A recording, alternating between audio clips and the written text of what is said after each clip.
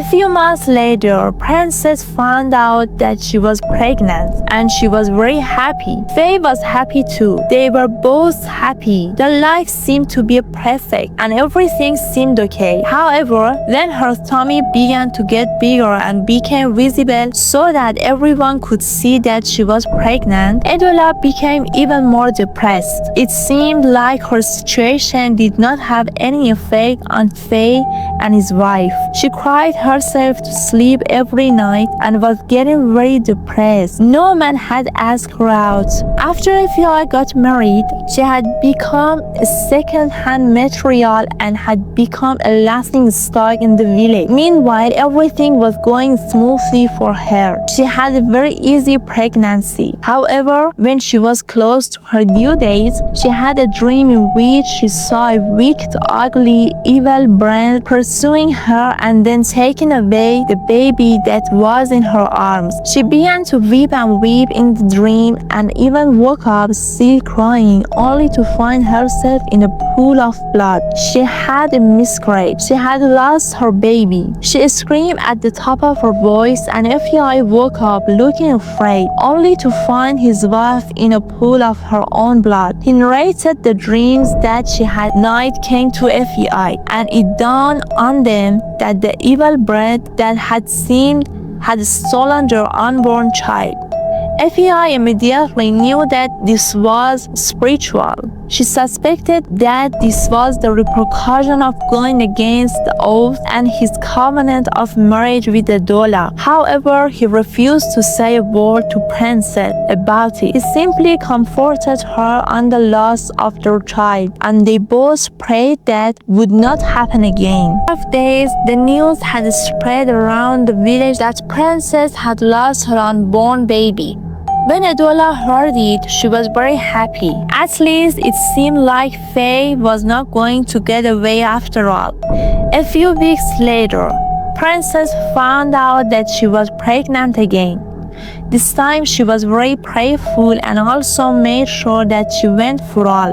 She had a doctor's appointment, but again, when it was close to her due date, she had the same dream where an evil and ugly bird visited her and took her baby away. She woke up in a pool of her blood. She lost the pregnancy again. At this point, Princess knew that this was not a joke, so she decided to go back to her village, to her kingdom, so she could consult the herbalist to find out why she was losing her unborn baby. She knew that she had not offended anyone, so she did not understand why an evil bird kept collecting her babies. FEMI talked her out of going to see the herbalist, but she refused. Upon arriving at her native doctor's shrine in her kingdom, after some incantations were made by the chief priest, he looked at her and said, "Princess, your husband cannot have any children except by a lady named Adeola. She is the only one who can give birth for him. They are already married in the spirit realm. They entered the covenant when they were younger, and Faye will honor that covenant." The Baba replied emphatically. She could not believe her ears. She thanked the Baba and went back home. As soon as she got to her house, she just began packing her bag. Faye was shocked. "What is wrong with you now? Why are you packing your bags? Where are you going? Say something to me." Faye asked, looking confused. "Oh, so you still have the guts to ask me stupid questions? Why did you never tell me about Adeola? So you'll be tied to another lady and you came to marry me? Now, if I am killing my children, and not just that, you can never have any children by any other woman except me. So you want me to waste my time here with you, a whole princess, when you know very well that you are already married to another person? You must be mad. You're not even afraid." The princess screamed as she left angrily. Faye did not know what to do. He was confused. A few days later, the news had spread that the princess had left Faye for good because she had lost 2 babies and that the native doctor doctor had said that Faye was the cause.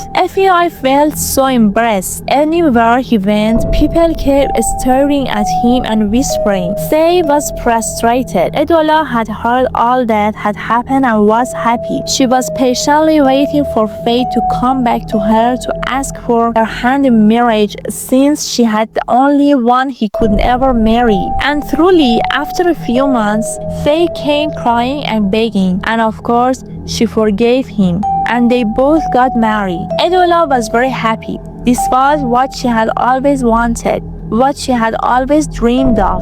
But Faye, on the other hand, was sad. He felt caged and now had deep resentment for Adeola. He felt trapped and wanted a way out. One day, he felt that he had enough, and one early morning, he picked up his bag and left the house before Adeola woke up. He just kept on walking and walking. Adeola, on the other hand, woke up later and saw that Faye had left the house and that some of his personal items were missing. She searched around for him, but no one knew where he had gone. Adeola felt pretty frustrated, and 40 years later, Adeola had no husband, no child, and she still sat in front of their house every day, hoping that Faye would come back home one day.